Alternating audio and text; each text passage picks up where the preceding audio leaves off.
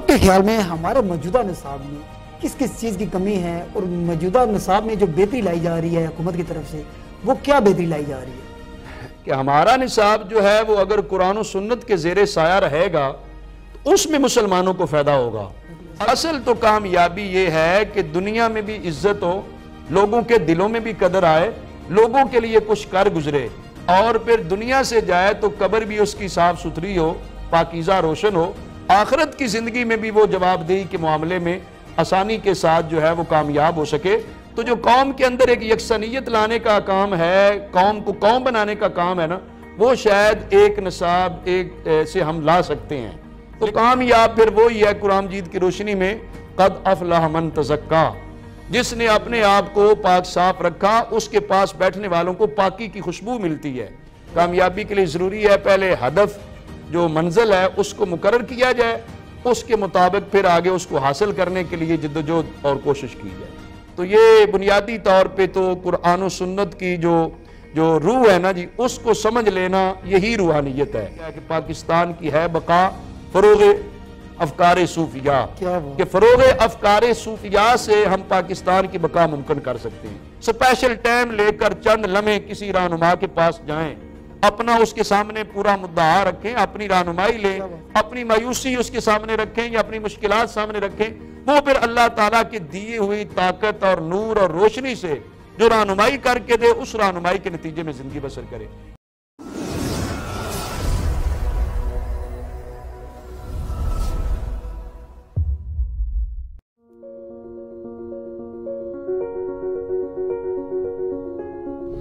اللہم صلی اللہ سیدنا مولانا محمد وعلی آل سیدنا مولانا محمد مبارک وسلم۔ میں ہوں رجب الرجا اور آپ دیکھ رہے ہیں پروگرام اپنا مقام پیدا کر۔ اس پروگرام میں ہم آپ کی ملاقات دنیا بھر کی اہم شخصیات سے کراتے ہیں۔ اس پروگرام کو بنانے کا مقصد آپ تک پہنچانا، وہ سفر، وہ زاویے، وہ منظریں، وہ راستے اور وہ خواب جس پر چل کر ایک انسان اپنی منزل اور اپنے مقام کو حاصل کرتا ہے۔ آج ہماری خوش قسمتی ہمارے ساتھ جو شخصیت موجود ہیں کسی تعارف کی محتاج نہیں، سی ای او ہیں اسلام آباد انٹرنیشنل اسکول سسٹم کے،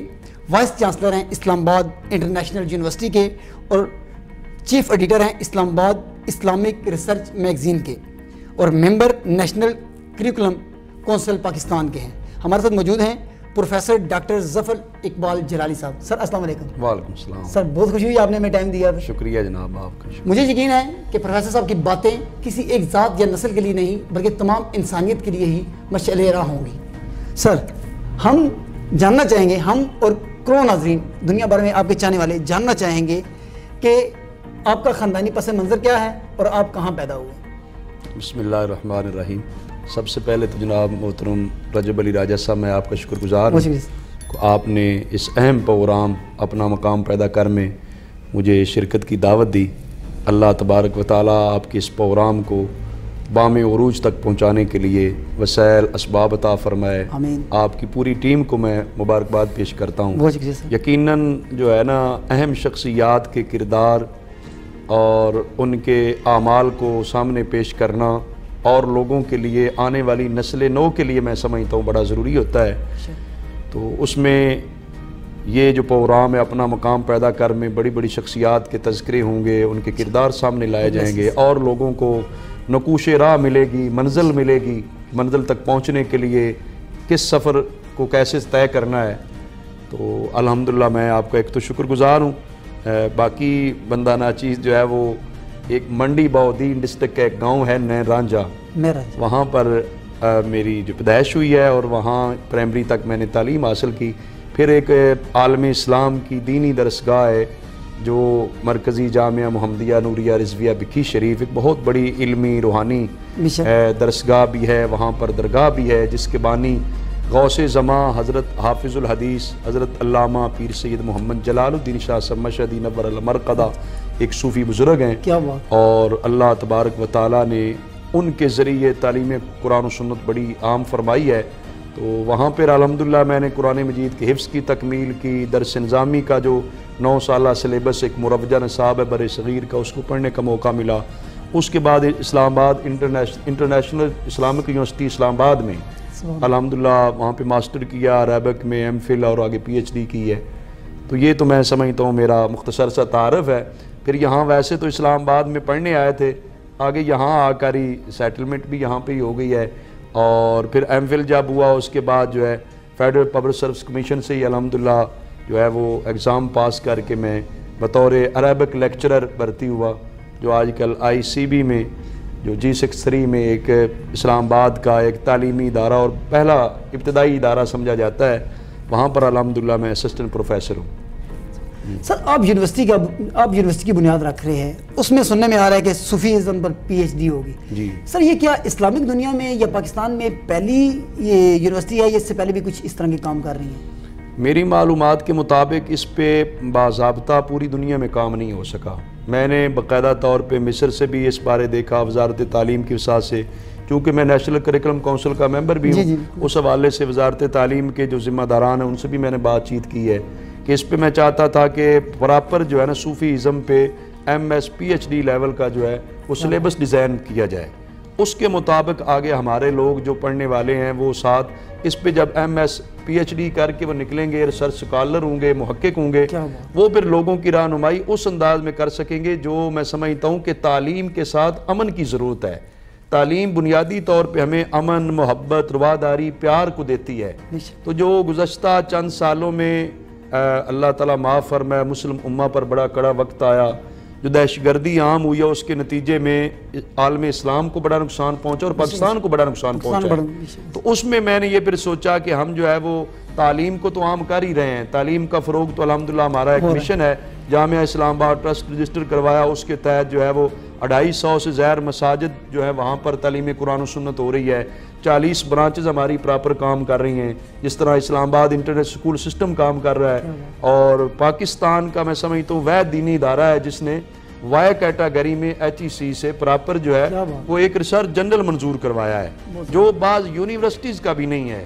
جب مجھے نمل یونیورسٹی کے ایک پروفیسر کہنے لگے کہ آپ یہ کیا سوچتے ہیں، یہ تو ہو ہی نہیں سکتا، یہ یونیورسٹی کے لوگوں کے لیے مشکل ہے، مدارس میں تو کسی نے کیا ہی نہیں ہے۔ تو میں نے کہا تھا انشاءاللہ تعالی ہمارا ریسرچ جنرل منظور ہوگا، اور وائی کیٹاگری میں اس ٹائم پوری دنیا سے، جس میں فرانس سے ایشو نمبر لیا گیا، آسٹریلیا سے اس کی انڈکشن ہوتی ہے، تو ایک تعلیم کو عام کرنے کا خواب تو تھا ہی۔ اس میں میں سمجھتا تھا کہ جو دینی مدارس کا نظام ہے اس کو میں نے شعبہ ناظرہ حفظ سے لے کر 9 سالہ درس نظامی، اور پھر اسلام آباد میں تخصص فی الفقہ جو کہ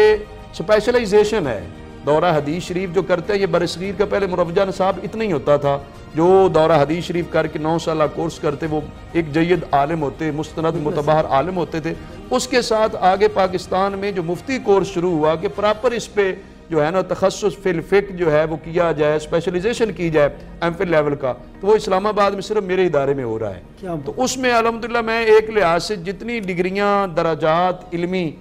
دینی مدارس کے وہ میں ایک الحمدللہ اس کی پریکٹس کر چکا۔ اب اگلے مرحلے میں پھر شوق یہ تھا کہ تعلیم کو عام کرنے کے لیے اس کا دائرہ کار وسیع کیا جائے۔ تو اس میں نے پھر یہ سمجھا کہ اگر ہم کو اچھی یونیورسٹی بناتے ہیں، بین الاقوامی یونیورسٹی بناتے ہیں، مختلف ممالک سے لوگ آئیں پڑھیں، اور اس تعلیم کے ساتھ ہم جو منہج رکھیں تربیت کا وہ صوفیاء کا رکھیں،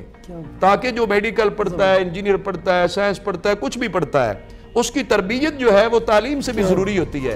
تربیت یافتہ سکالر محققین اگر پڑھے لکھے لوگ معاشرے کو ہم دیں گے تو یقیناً جہاں پر بھی وہ بیٹھیں گے وہ خیر کی بات کریں گے، امن کی بات کریں گے۔ اس ایجنڈے پر جو ہے وہ ہم نے یہ منصوبہ جو روات سے 2 کلومیٹر مین کلر سیدھا روڈ پہ الحمدللہ وہ کروڑوں کی زمین ہم خریداری کر چکے ہیں، مزید اس کی خریداری جاری ہے۔ 3 اپریل اس کا الحمدللہ پہلے بلاک کا سنگ بنیاد بھی ہے، جو کہ ہم نے آرچ ویژن سے اس کا باقاعدہ طور پہ نقشہ ڈیزائن کروایا ہے، اور وہ پہلا بلاک جو ہے 15 کروڑ اس کا تخمینہ لگایا گیا ہے۔ گورنر پنجاب جو ہیں محترم چودھری محمد سرور صاحب بھی اس موقع پہ آ رہے ہیں، اور الحمدللہ ہمارے قبلہ مرشد گرامی شیخ الحدیث حضرت علامہ پیر سید محمد نوید الحسن مشدی صاحب دامت برکاتہم العالیہ سجادہ نشین آستانہ علیہ بکھی شریف، آپ بھی خصوصی طور پہ صدارت فرماتے ہیں ہر پروگرام کی، اس موقع پر بھی آپ تشریف فرما ہوں گے، اور بھی مہمانان گرامی آئیں گے۔ میں اپنا مقام پیدا کر کی ٹیم کو بھی دعوت دوں گا کہ اس موقع پہ تشریف لائے،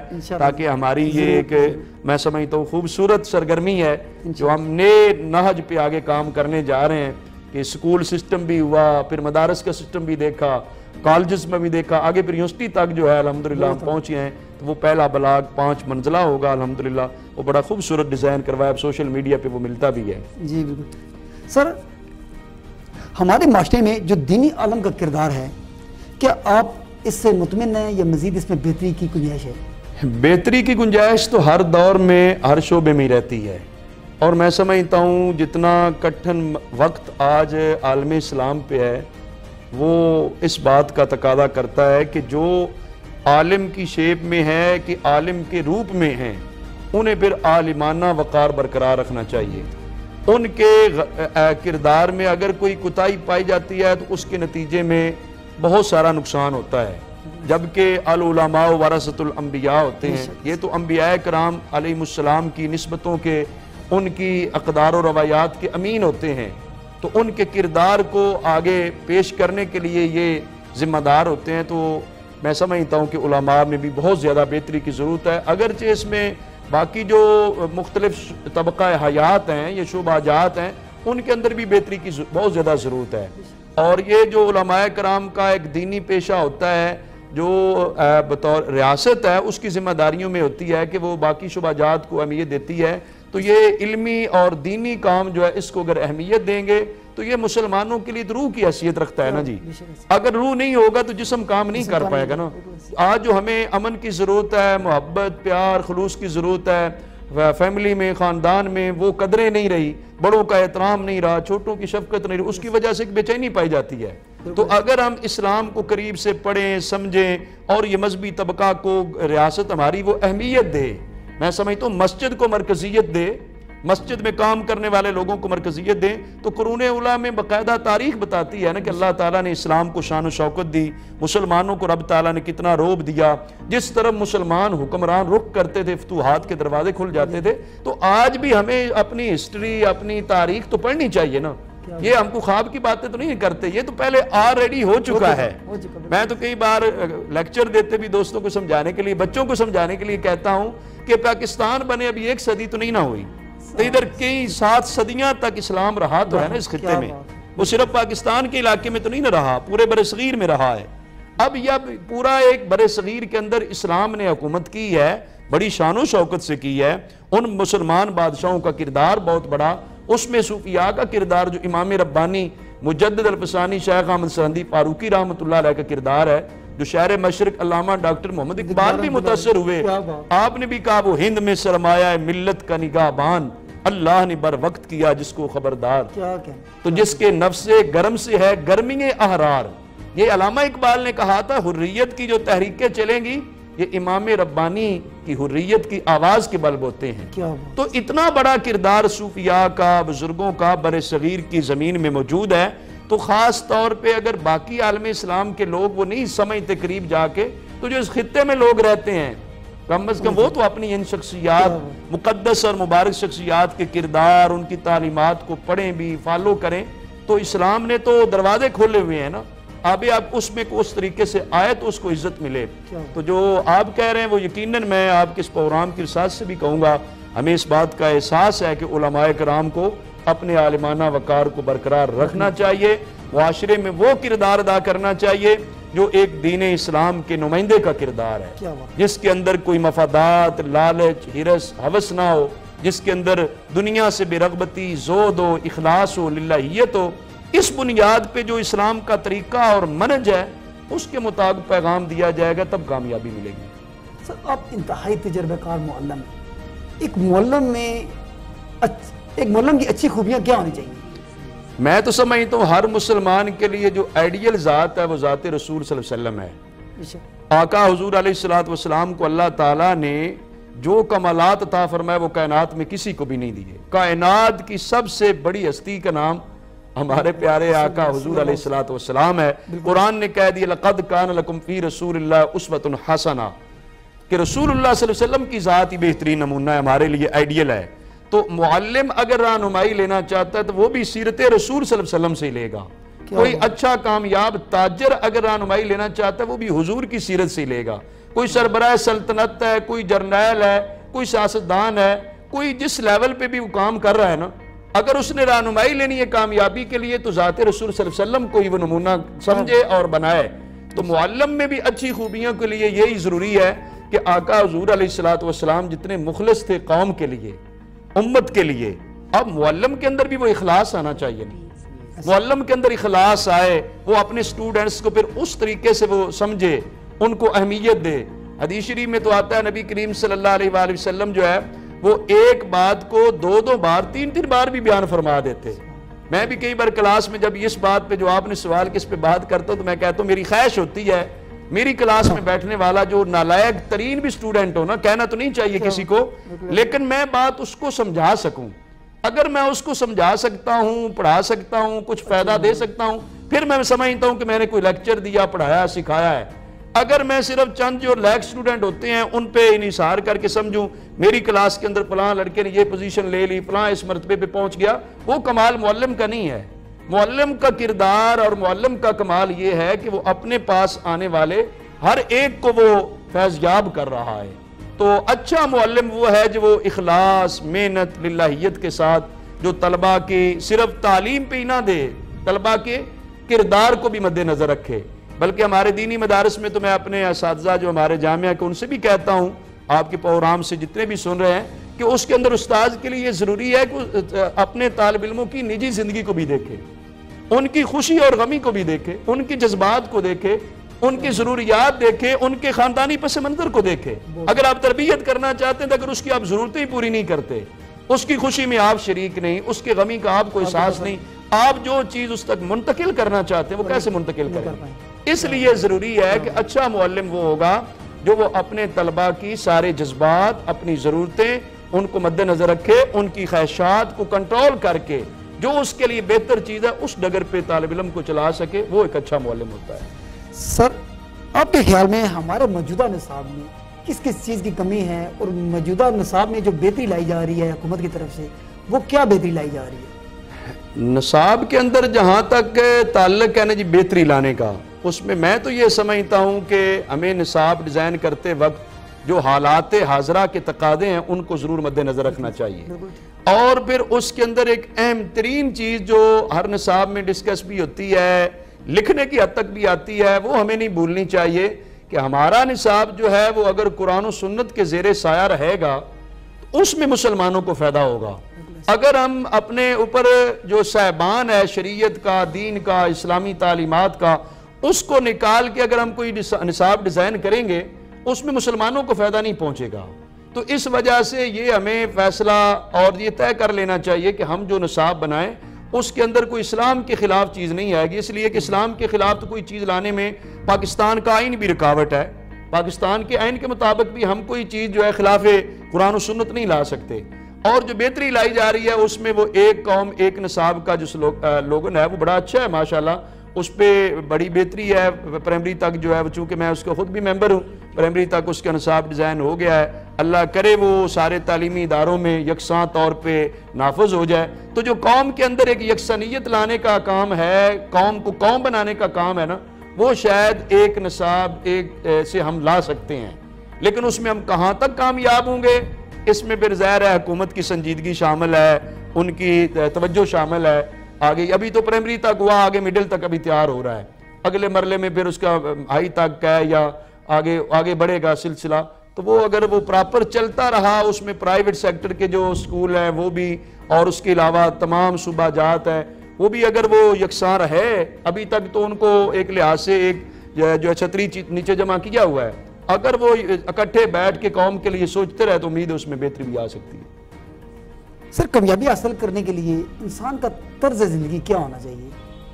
کامیابی تو حضور علیہ السلام کی سیرت طیبہ پر عمل کرنے میں ہی ہے۔ انسان کو جو حقیقی کامیابی ملے گی نا،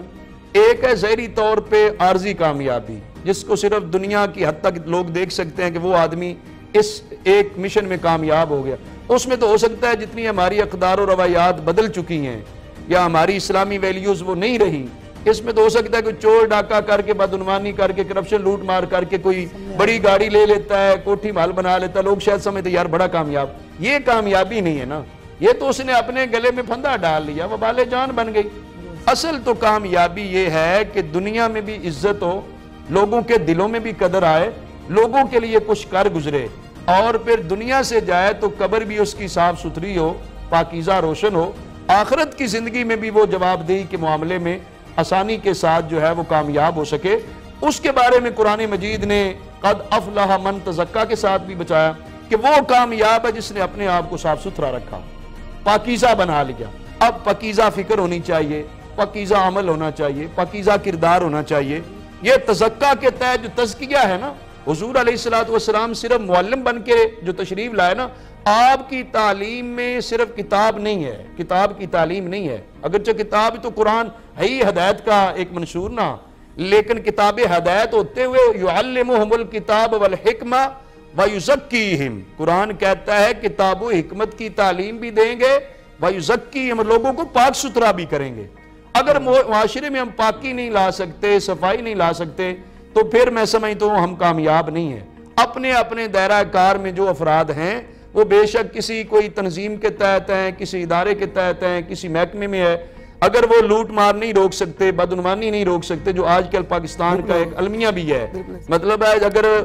جو ہے کرپشن فری پاکستان ہم بنائیں گے، بدعنوانی کا خاتمہ کریں گے، تو میں سمجھتا ہوں پاکستان مضبوط ہو جائے گا۔ اور اسی طرح جو ہے اپنے اندر جو ہے ہم جو کلچر ہے وہ ہم جو ہے مغربی ثقافت اور مغربی کلچر سے جان چھڑا کر ہم پاکستانی کلچر متعارف کروائیں، پاکستانی ثقافت لوگوں کو دیں، جو کہ پاکستانی کلچر اسلامی کلچر ہے۔ یہ مسلمانوں کے لیے جو ضروری ہے وہ اگر ہم لوگوں کے سامنے لا سکیں نا، اس میں سمجھتا ہوں کامیابی ہمیں آسانی سے مل جائے گی۔ تو کامیاب پھر وہی ہے قرآن مجید کی روشنی میں قد افلح من تزکا، جس نے اپنے آپ کو پاک صاف رکھا، اس کے پاس بیٹھنے والوں کو پاکی کی خوشبو ملتی ہے، معاشرے میں وہ امن، سلامتی، محبت، پیار کو عام کرتا ہے اور ایک نافع شخصیت بنتا ہے، اوروں کے لیے خیر خواہ ہوتا ہے، مخلص ہوتا ہے، اس کے بارے کہا جا سکتا ہے کہ وہ ایک کامیاب زندگی بسر کر کے جا رہا ہے۔ سر اپنے کام میں یکسوئی کیسے ممکن ہے؟ ہم ایک کام کر رہے ہوتے ہیں، ہمارے 6 جگہ بے ذہن ہوتے ہیں، تو کامیاب تو میرے خیال میں وہی ہے کہ جو ٹھیک، آپ کا بڑا اہم سوال ہے۔ وہ کامیابی کے لیے یکسوئی لانے کے لیے پھر ضروری ہے نا پہلے منزل کا تعین ہو۔ ایک منزل کا تعین ہے تو اس منزل پر جانا ہے بندے نے۔ اگر منزل میں جاتے وقت دوران سفر کوئی اور چیزیں آتی ہیں تو ان کو کیسے، رکاوٹوں کو کیسے دور کرنا ہے، کیسے سائڈ پہ رکھنا ہے، اور اپنی منزل تک پہنچنے کے لیے جو وسائل ہیں ان کو بروئے کار لانا ہے، تو اس سے یکسوئی آئے گی۔ اگر وہ مختلف کاموں میں بندہ بکھرا رہا ہے تو وہ ظاہر ہے پھر کامیابی نہیں مل سکتی۔ کامیابی کے لیے ضروری ہے پہلے ہدف جو منزل ہے اس کو مقرر کیا جائے، اس کے مطابق پھر آگے اس کو حاصل کرنے کے لیے جدوجہد اور کوشش کی جائے۔ سر روحانیت کیا ہے؟ روحانیت تو اسلام کی جو روح ہے اس کا نام ہے، تو وہ روحانیت نصیب ہوتی ہے نبی کریم صلی اللہ علیہ وسلم کی محبت سے، پیار سے، عشق رسول صلی اللہ علیہ وسلم سے، قرآن و سنت کی تعلیمات کو گہری نظر سے پڑھنے سے۔ ایک ہے تعلیمات کو اوپر سے پڑھ لینا، وہ اور چیز ہے، ایک ہے اس کے اندر جو اندر کی چیز ہے نا اس کو بھی سمجھا جائے۔ ہر چیز کا ایک ظاہر ہوتا ہے، ایک باطن ہوتا ہے، نبی پاک صلی اللہ علیہ وسلم کا ارشاد گرامی بھی ہے۔ تو جو میں نے پہلے وہ قرآنی آیت کا حوالہ دیا نا، اس میں یعلمہم الکتاب والحکمہ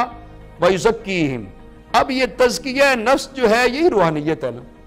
دل کو پاک رکھنا، صاف رکھنا، غلط خیالات نہ آئے، غلط افکار نہ آئے، اور دل جو ہے ہمیشہ صاف ستھرا رہے۔ اس میں پھر اللہ تعالیٰ کے انوار و تجلیات آتے ہیں، اللہ تعالیٰ کی طرف سے رحمت اور برکت آتی ہے، بندہ روحانی طور پہ مضبوط ہوتا ہے۔ جب بندے کی روح مضبوط ہے تو وہ پھر دنیا سے چلا بھی جاتا ہے، قبر میں پہنچ کر بھی لوگوں کو فیض یاب کر رہا ہوتا ہے، لوگوں کے لیے کتنی حاجات کے وہ پورا کرنے کا سبب بنتا ہے۔ تو یہ بنیادی طور پہ تو قرآن و سنت کی جو روح ہے نا جی، اس کو سمجھ لینا یہی روحانیت ہے۔ کچھ لوگوں نے معاذ اللہ تصوف اور روحانیت کو مطلب ہے کوئی ایسی شکل دے دی جو قرآن و سنت سے ٹکراتی ہے، متصادم ہے۔ جو قرآن و سنت یا حضور علیہ السلام کی سنت مبارکہ، آپ کی سیرت مبارکہ سے جو طرز عمل ٹکراتا ہے نا، وہ کسی شکل میں بھی ہے، وہ قابل قبول نہیں ہے۔ تو لہذا جس طرح ہر شعبہ حیات میں بہتری لانے کی ضرورت ہے، اس طرح جو صوفیزم کے لوگ ہیں، صوفیاء کے، ان میں بھی بہت بہتری لانے کی ضرورت ہے۔ الحمدللہ ہماری ایک جماعت جو درگاہ مقدسہ بکی شریف کی ایک روحانی اصلاحی تنظیم ہے، جماعت جلالیہ پاکستان، اس کے تحت ہم ہر سال ایک افکار صوفیاء کانفرنس کرتے ہیں۔ الحمدللہ صوفیاء کرام کی تعلیمات کو عام کرنے کے لیے ابھی پچھلے سال بھی میریٹ ہوٹل میں اسلام آباد میں بڑے پیمانے پہ وزراء بھی اس میں آتے ہیں، مختلف شخصیات آتی ہیں، الحمدللہ وہ ایک مؤثر آواز ہوتی ہے۔ ابھی بھی ہم جو ہے وہ صوفیاء کرام کا فیضان ہے یہ پاکستان، یوم پاکستان کے موقع پر آپ پارا سے جو ہے نا یوم پاکستان کے موقع پر 23 مارچ کو آپ پارا چوک سے لے کر نیشنل پریس کلب اسلام آباد تک الحمدللہ ہماری جو بقائے پاکستان ریلی ہے وہ ہر سال ہوتی ہے، جس میں ہم پاکستانیت کو، جذبہ حب الوطنی کو فروغ دیتے ہیں کہ صوفیاء کے کردار سے، ان کی خدمت سے، تعاون سے پاکستان بنا ہے۔ اب جو صوفیاء کے پیروکار ہیں وہ پھر پاکستان کی بقا کی بات کریں۔ ہمارے قبلہ حضرت صاحب نے باقاعدہ طور پہ وہ نعرہ دیا ہے کہ پاکستان کی ہے بقا فروغ افکار صوفیاء، کہ فروغ افکار صوفیاء سے ہم پاکستان کی بقا ممکن کر سکتے ہیں، پاکستان کو استحکام دے سکتے ہیں، اس لیے کہ صوفیاء کے افکار میں اخلاص ہوتا ہے، للہیت ہوتی ہے، اور افکار صوفیاء کے اندر ہوتا ہے اوروں کی ہمدردی، اوروں کے ساتھ اچھے طریقے سے ملنا، خوش اخلاقی سے ملنا۔ معاشرے کو جن بنیادی اقدار و روایات کی ضرورت ہے وہ صوفیاء کرام نے ان کو عملی طور پہ پیش کیا ہوا ہے۔ تو اگر ہم افکار صوفیاء کو معاشرے میں عام کرنے میں کامیاب ہوتے ہیں، میں سمجھتا ہوں معاشرے کے اندر سے اضطراب، بے چینی، ٹینشن، یہ لڑائی جھگڑا، فتنہ فساد، یہ طرح طرح کی جو نفرتیں ہیں نا، ان کا ہم خاتمہ کر سکتے ہیں۔ تو اس وجہ سے ضروری ہے کہ ہم افکار صوفیاء کا فروغ دیں، معاشرے میں لوگ صوفیاء کے قریب آئیں، ان کے کردار کے قریب آئیں، ان کی اخلاص و للہیت کو سمجھیں، اس کے مطابق زندگی بسر کریں اور معاشرے میں خیر کا پیغام عام کریں۔ سر، ایک نوجوان نسل کو اپنی اندر کی خوبی کی پہچان کیسے ہو؟ نوجوان نسل کو تو بنیادی طور پہ اس خوبی تک پہنچانے میں معلمین کا کردار ہے، اساتذہ کا کردار ہے، ان کے والدین کا کردار ہے، ریاست کا کردار ہے کہ اس خوبی کی تلاش میں کوئی اچھے ادارے چاہیے، اچھا ماحول چاہیے، اچھی تربیت گاہیں چاہیے، تعلیم گاہیں چاہیے، دانش گاہیں چاہیے، اس میں وہ بیٹھ کر وہ کوئی چیز سیکھ سکتا ہے، اپنی خوبی کمال تک پہنچ سکتا ہے۔ جو اچھے ادارے ہوتے ہیں وہاں پہ جو لوگ پڑھتے ہیں وہ ان کو سائیکل کیا جاتا ہے، تربیت کی جاتی ہے، تو وہ ایک بڑے انسان بن جاتے ہیں۔ تو اگر وہ اچھی تعلیم گاہیں، اچھی درس گاہیں نہ ہوں، یا اچھے اساتذہ ان کو مہیا نہ آئیں، یا والدین ان کی کیئر نہ کریں، ان کو اچھی درسگاہ تک نہ پہنچائیں، ریاست اوپر سے جو سربراہی کرنی ہے یا ریاست نے حوصلہ افزائی کرنی ہے اچھے اداروں کی، اگر وہ نہیں کر پاتی تو پھر بھی اچھے لوگ تیار نہیں ہو سکتے۔ نوجوانوں کو اپنا مقام سمجھنے کے لیے، ان کو وہ اپنا مرتبہ سمجھانے کے لیے، ان کی اہلیت، صلاحیت، ٹیلنٹ جو ان کے اندر اللہ نے رکھا ہے، اس کو کسی استاد نے اجاگر کرنا ہے، کسی ادارے کے ذریعے اس کا اجاگر ہونا، ورنہ گھر بیٹھے تو کوئی نہیں اس میں کر سکتا۔ سر، آپ کی زندگی کی روٹین کیا ہے؟ صبح کیسے ہوتی ہے، دن کیسے گزرتا ہے، رات کیسے ہوتی ہے؟ الحمدللہ جی، میں تو سمجھتا ہوں اپنے ہمارے مشائخ بکی شریف کا صدقے، جن سے تعلیم و تربیت کا ہمیں نصاب ملا، اس کی بدولت اللہ کی مہربانی سے ہمارا صبح و شام تو یہ دینی کاموں میں، فروغ علم میں، خدمت خلق میں، جو رفع عامہ کے کام ہیں ان میں گزرتے ہیں، تو روحانی تسکین ہوتی ہے۔ جن دوستوں تک بھی ہمارا رابطہ، ملاقات، پیغام پہنچتا ہے، تو چونکہ ہمارے قبلہ عالم حضرت حافظ الحدیث رحمۃ اللہ علیہ کے متعلق آتا ہے کہ آپ نے اپنے مرشد گرامی سے ایک روحانی سبق حاصل کیا تھا، ایک فارسی کے شعر کی صورت میں بیان کیا جاتا تھا، ہر کے کارش از برائے حق بود، کارے او پیوستہ بارونک بود۔ جس کا کام اللہ کی رضا کے لیے ہوتا ہے وہ ہمیشہ بارونک رہتا ہے، ہمیشہ بارونک کام کے اندر بارونک بنانے کے لیے اپنے آپ کو پھر بندہ اللہ کی رضا کے لیے مصروف رکھتا ہے، اس میں اللہ تعالیٰ مہربانی فرماتے ہیں، غیبی تائید آتی ہے، نصرت اور مدد ملتی ہے۔ بندہ مقصد اور ہدف نیک رکھے، اپنی سرگرمیاں نیک رکھے، خیالات پاکیزہ رکھے، اوروں کو فائدہ پہنچا کر دلی تسکین اور خوشی محسوس کرے۔ میں سمجھتا ہوں اس میں اپنی خوشی ہے، ورنہ صرف جسم باڈی یہ کوئی چیز نہیں ہے۔ روح کی تسکین جو ہے نا، اس کے لیے پھر اچھا کردار، اچھا کام۔ الحمدللہ میں اپنے بزرگوں کے صدقے یہ قرآن و سنت کی تعلیم، دورہ حدیث شریف کے اسباق پڑھاتے ہیں، جو عالم بنتے ہیں آخری کلاس میں، مفتی کورس والے طلباء کی، علماء کی پراپر عالم تربیت کرتے ہیں، ایم فل لیول کے، پی ایچ ڈی لیول کے، ان لوگوں کی تربیت کر کے خوشی محسوس ہوتی ہے کہ یہ ملک و ملت کا ایک سرمایہ تیار ہو رہا ہے۔ ان لوگوں نے آگے لوگوں کو ہدایت دینی ہے، رہنمائی کرنی ہے، تو ایسے کاموں میں الحمدللہ صبح شام گزر رہی ہے۔ اللہ تعالیٰ سے دعا بھی یہی ہے کہ نبی پاک صلی اللہ علیہ وسلم کا جو یہ پیشہ معلمی ہے، جس پہ حضور کو بھی فخر تھا، انما بعثت معلما کے تحت، تو یہ میں سمجھتا ہوں باقی بھی جو لوگ اس پیشے کے ساتھ وابستہ ہیں ان کو اپنا اخلاص، للہیت اس پیشے کے ساتھ رکھنی چاہیے، اسی کے اندر ہی خیر و برکتیں ہیں۔ سر، ہماری مایوس نوجوان نسل کو آپ کا آخری پیغام کیا ہوگا؟ میں سمجھتا ہوں کہ ہماری نوجوان نسل کو اپنی تعلیم و تربیت اسلامی اصولوں کے مطابق کرنی چاہیے، اور کسی ایک نیک رہبر اور رہنما کے زیر سایہ کرنی چاہیے۔ آج چونکہ وہ گوگل سے رہنمائی لی جاتی ہے، نیٹ سے لی جاتی ہے، سوشل میڈیا سے لی جاتی ہے، جب تک کسی صالح اور نیک آدمی کی صحبت مجلس میسر نہیں ہے نا، اس وقت تک جو ہے بندہ ہدایت نہیں قبول کرتا، یا ہدایت کی گہرائی تک نہیں جا سکتا، مکمل اس کی نگرانی اور حفاظت نہیں ہو سکتی۔ صحبت صالح ترا صالح کند، صحبت طالح ترا طالح کند، نیک کی صحبت آپ کو نیک بنائے گی۔ جو صحابہ کرام رضوان اللہ علیہ مجمعین کا مرتبہ اور مقام ہے، وہ بھی صحبت مصطفیٰ صلی اللہ علیہ وسلم کے نتیجے میں ہے کہ اس ایک گھڑی کی صحبت نے ان کو کتنا بلند مقام عطا کر دیا۔ تو آج میں سمجھتا ہوں نوجوان نسل کو بحیثیت مسلمان ان کو چاہیے کہ اپنے اسلام کی تعلیم لیں، قرآن و سنت کی تعلیم لیں، کسی مستند ماہر نیک عالم کی صحبت اور مجلس کو غنیمت جانیں، سپیشل ٹائم لے کر چند لمحے کسی رہنما کے پاس جائیں، اپنا اس کے سامنے پورا مدعا رکھیں، اپنی رہنمائی لیں، اپنی مایوسی اس کے سامنے رکھیں یا اپنی مشکلات سامنے رکھیں، وہ پھر اللہ تعالیٰ کے دیے ہوئی طاقت اور نور اور روشنی سے جو رہنمائی کر کے دے، اس رہنمائی کے نتیجے میں زندگی بسر کرے۔ کتنے نوجوان ہیں وہ اپنی تعلیمی زندگی کو خراب کر دیتے ہیں، اور آگے شادی کے مسائل آتے ہیں، گھریلو اور خاندانی زندگی کو خراب کر دیتے ہیں۔ تو میں سمجھتا ہوں وہ کسی بندے سے رہنمائی نہیں لے رہے، کسی ایک کو تو رہنما بنا کے اسے رہنمائی لینے کی ضرورت ہے نا۔ اس وجہ سے نوجوانوں کو چاہیے کہ وہ اپنی زندگی کا شعار بنا لیں کہ وہ صداقت، سچائی، اپنے کردار کے اندر بہتری، وہ اوروں کے لیے جو ہے وہ خیر خواہ بنے، نافع بنے، ہرس، ہوس، لالچ، نفرت، کدورت، جو ایسے برے اخلاقیات ہیں ان سے اپنے آپ کو بچانا چاہیے، بری مجلس سے بچانا چاہیے، بری صحبت سے بچیں، اچھے اور پاکیزہ خیالات رکھیں گے تو اللہ تبارک و تعالیٰ انہیں دنیا میں بھی عزت دے گا، قبر اور آخرت میں بھی کامیابی عطا فرمائے۔ بہت شکریہ سر۔ ہمارے ساتھ موجود تھے پروفیسر ڈاکٹر ظفر اقبال جلالی صاحب۔ اسی طرح کی ایک اور بڑی شخصیات کے ساتھ آپ کے سامنے دوبارہ حاضر ہوں گے۔ پاکستان زندہ باد۔